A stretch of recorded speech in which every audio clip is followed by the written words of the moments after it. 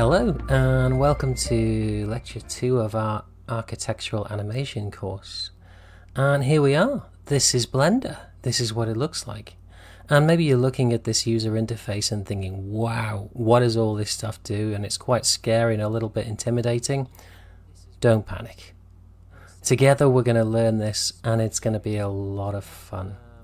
And if you complete this course, at the end you will have developed and learned a whole new set of skills, which is just, well, it's limitless with potential. And Blender is a brilliant piece of software. Sometimes I just can't believe it's free. If you search on YouTube, maybe you can find some amazing animations from very skilled people using Blender. I suggest one called Charge. Maybe watch that. It's just amazing. I don't think I can show you on Udemy because of copyright laws, but yeah, go and check that one out. So let's get on with this. When you open Blender for the first time or you open a new project, this is what you're going to see. In the center here you have what's known as the splash screen. So you have some previous projects there, so if this is the first time then you won't have any of these, and you have some basic settings. I don't really use it, so just click anywhere else and it'll disappear. You're also, every time you open a new project, you're going to get these 3 items on the screen. So you're going to get a camera, a light, and a cube. And what Blender's done is it's set up for you a basic scene. This whole thing together, everything that you see, is called the UI, or the user interface, and that's a generic term used for almost all modeling software. So I don't want to go into too much detail or too much depth about what all these settings and functions and buttons and tabs are, because I think the best way for you to learn this is to just do. So we'll pick all this up as we start modeling. We're going to start modeling at quite a slow pace. I'm going to go into a lot of detail and try and explain absolutely everything that I do. So don't think that I'm going to go tearing off and you're needing to stop and start to keep up. We're going to start at a nice slow pace, and as we progress through the lectures we will slowly pick up the pace. So the first thing I want to do really is just change the appearance of this UI a little bit, just to suit my preferences. What I find that the standard settings, everything is a little too small and makes it a slight strain on the eyes, especially if you're looking at this screen all day, which is what I do. So I'm going to go over to here to Edit and go down to the bottom to Preferences. And on the interface here, in the Display tab, I'm going to change this. I'm going to use this arrow here to ramp this up to about 120.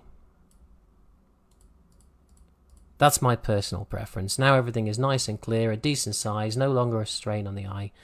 That's pretty much what I want.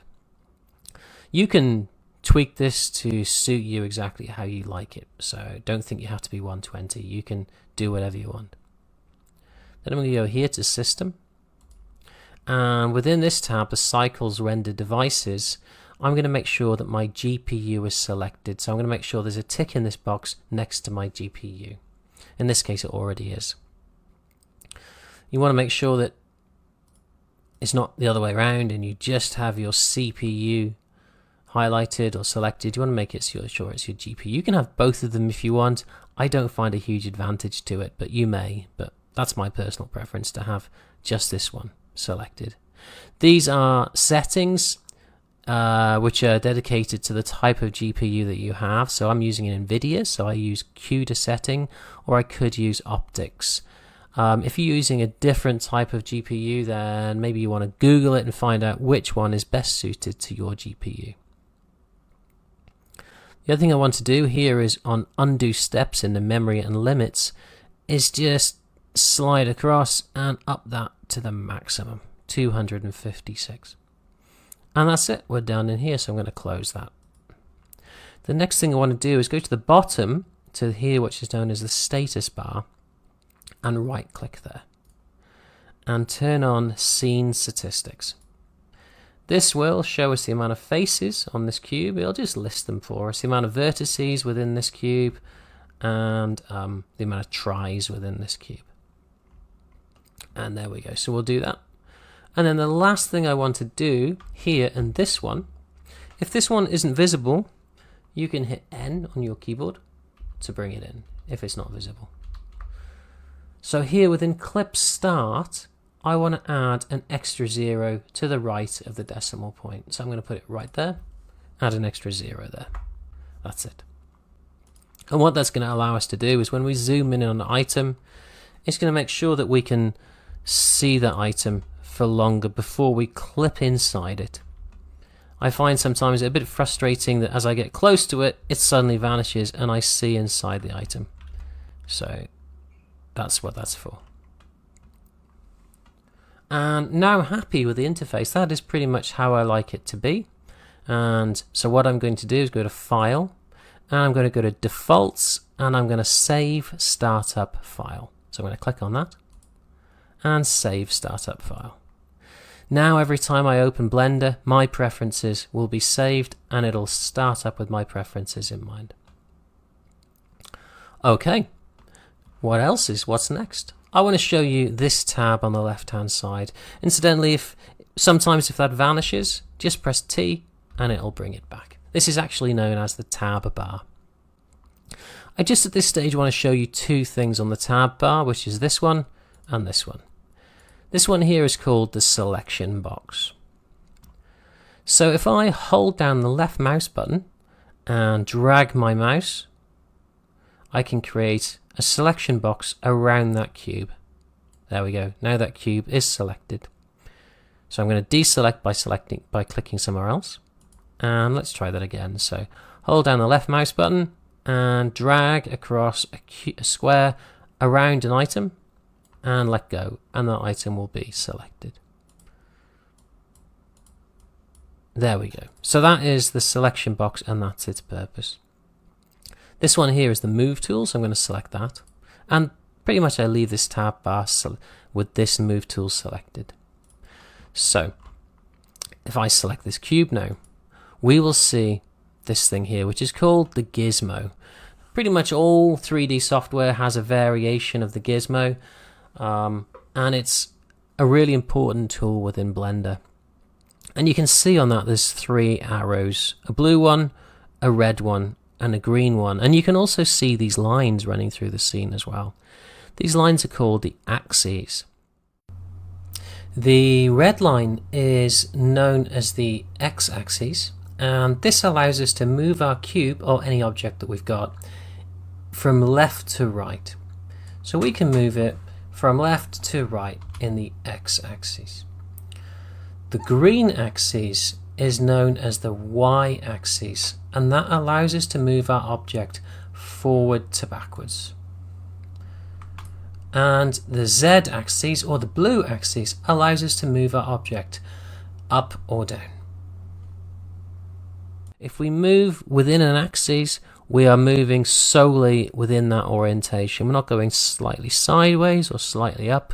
We're going exactly backwards. We're going exactly left, exactly right, exactly up, exactly down. We'll also use this tool to rotate, and we'll use it to scale. And learning the axes, learning which axis is which one, so the red being the X, the Y being the Y, the Z being the green being the Y, the blue being the Z, is quite important for a lot of different reasons within Blender, and you'll see that as we go through it. So that is the gizmo, and that's the basic functions of it. The next thing I want to show you is how we display within this. This is our viewport. So the screen we're actually seeing displaying our items, we describe as the viewport. The whole thing, the whole entire everything is the user interface, but within this section is our viewport. So these tabs here on this corner control how we display within our viewport. So here we have our wireframe display. Here we have our solid display. This one is our material preview display, and this one is our full rendered display. So if I go ahead and click on the wireframe now, This is a very useful display mode. It allows us to see more of the geometry in one time and allows us to select a certain corner of the geometry whilst being in different angles. So let's say that far corner there, if I wanted to select that, but I wanted to display it from this angle, I would use the wireframe display. If I wanted to select maybe this corner and this corner at the same time, again, I could use the wireframe display.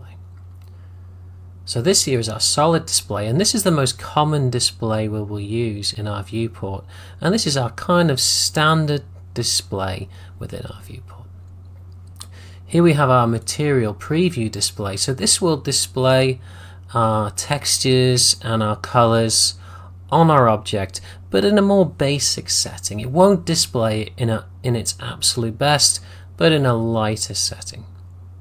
And finally we have our full rendered version. So in our full rendered version, it will show us exactly, or not exactly, but it will show us what our finished model is going to look like. So a full rendered display is quite demanding on your GPU because it's doing something called real-time rendering. So every time I move my objects, it's reapplying my textures to those surfaces. So when we get to a stage that we've kind of finished modeling our house, we'll use the rendered mode quite a lot to view our surfaces and to add lighting and shaders and start looking at HDRIs, and it's at that stage that we'll start using our rendered view. The next thing I want to show you is called the outliner. So this lists all the items that we have here in the viewport. So right now we have our cube. As you can see, we can select the cube and it highlights within the outliner, or we can do that the opposite way around. We can select here and it'll highlight the option within the viewport. So we also have the camera and we have the light. So you can see it's selected those. We also have this little eyeball next to each of these items, so we can make that object vanish within the viewport if we just want to see something else more clearly. So bring those back. There we go, that's our outliner. As our model develops and we get more and more components, this list will get longer and longer. So we'll need to apply a bit of discipline to this. We'll have to rename all these items. So if we get more and more, make sure we got the wheels named as the wheels, the fenders named as the fenders, etc., etc. And then we'll also create subfiles so that we can again find items easier. Here we have what's known as the Properties tab. So here on the Properties tab, if I select this item to make it work properly, we have all these little tabs here. And we'll be using a lot of these different tabs. So we have here, this is the Modifiers tab, we have the Particles tab, we have the Materials tab, etc. And we have the Rendering tab. So we will adjust our properties in this area here. The final thing I want to show you is here is the Item or the Transform tab. So if I click on this item here, it will tell us the basic information about this item. It's going to tell us the location, and it's going to take that location from the 0 point within the viewport. And the 0 point from the viewport is where all our axes, our Z axes, our X axes, and our Y axes cross. That's known as the 0 point, or the world origin is another term for that. We also have the rotation, we have the scale, and we have the dimensions. We can adjust the size of this item here, we can adjust its location here, and we can rotate it, or we can scale it all from here if we want to. And that's it for lecture 1, guys. Thanks very much, and I'll see you in the next one.